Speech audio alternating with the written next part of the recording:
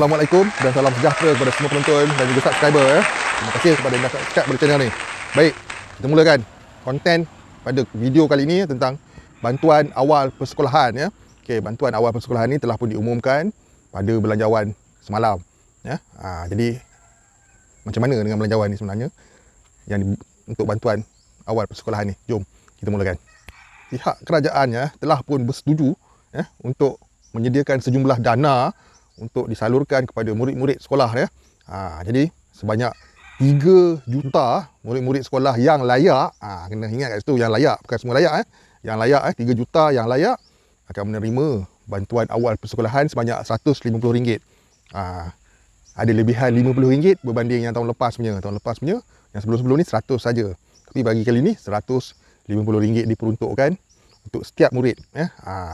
Okey. Untuk setiap orang murid. Okey, katakan satu keluarga ni ada 5 orang anak yang bersekolah dan layak, maka kelima-lima anak tersebut akan menerima ya, setiap seorang RM150. Kiralah sendiri jumlahnya berapa. Jadi kalau banyak anak yang bersekolah maka akan banyaklah jumlahnya ya. Kalau seorang saja anak sebagai contoh akan dapat RM150 sajalah. Okey. Kita pergi kepada seterusnya ya. Okey, bantuan ni akan diagihkan ya. Akan mula diagihkan apabila sesi persekolahan dibuka sepenuhnya seluruh negara. Jadi kalau macam itu kenyataan yang keluar, kita boleh anggap pada awal tahun hadapan ya. Pada awal tahun hadapan lah bantuan awal persekolahan ni akan disalurkan. Atau awalnya pun pada bulan 12 nanti.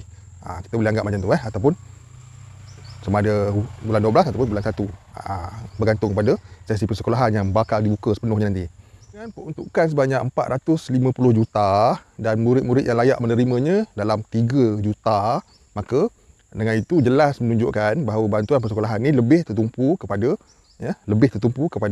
golongan yang memerlukan B40 ataupun miskin tegar ataupun M40. Jadi bagi golongan yang berpendapatan tinggi, anak-anak mereka ni tidak layaklah sebab pendapatan keluarga isi rumahnya tinggi T20 contoh tak dapat. Okey. Jelas ya. Bukan semua orang dapat murid-murid yang terpilih saja 3 juta. 3 juta tu kalau nak bandingkan dengan jumlah murid-murid sekolah rendah dan menengah yang ada dalam Malaysia ni melebihi jumlah tu. Jadi macam biasalah pihak sekolah akan mengambil kira data pendapatan keluarga berdasarkan maklumat yang mereka ada. Jadi tak ada permohonan yang perlu dibuat untuk mendapatkan bantuan awal persekolahan ni sebab ianya akan ditapis sepenuhnya oleh pihak sekolah berdasarkan pekalan data yang mereka ada tentang pendapatan keluarga Jadi kalau pihak sekolah ada setengah sekolah akan mengedarkan borang untuk pendapatan keluarga nanti kalau ada isi saja nyatakan pendapatan anda sekiranya bekerja sendiri ataupun makan gaji. Makan gaji kenalah bagi slip gaji kan. Okey. Macam itulah alkisahnya. Sememangnya bantuan awal persekolahan ni kalau nak tanya pendapat aku rasa memang patutlah ada dan jumlah tu perlulah dinaikkan daripada tahun lepas berbanding tahun lepas lah 100. Dan tahun ni jadi RM150 untuk setiap satu murid. Jadi tak tahu nak kata apa. Yang ini benda yang baik bantuan awal persekolahan ni sebab banyak keluarga memerlukan bantuan ni untuk pembelian buku dan ada setengah sekolah mereka akan buat penolakan siap-siap untuk yuran PIBG dan sebagainya. Jadi akan kena tolak lah, ada deduction kat situ macam apa yang kena pada aku pada tahun lepas anak aku punya bantuan awal tu dah ditolak dengan yuran PIBG.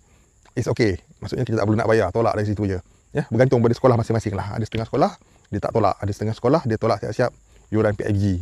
Bergantung. Jadi itu saja bantuan awal persekolahan. Salah satu inisiatif membantu rakyat. Sekian. Assalamualaikum. Salam sejahtera. Kita jumpa lagi. Bye-bye.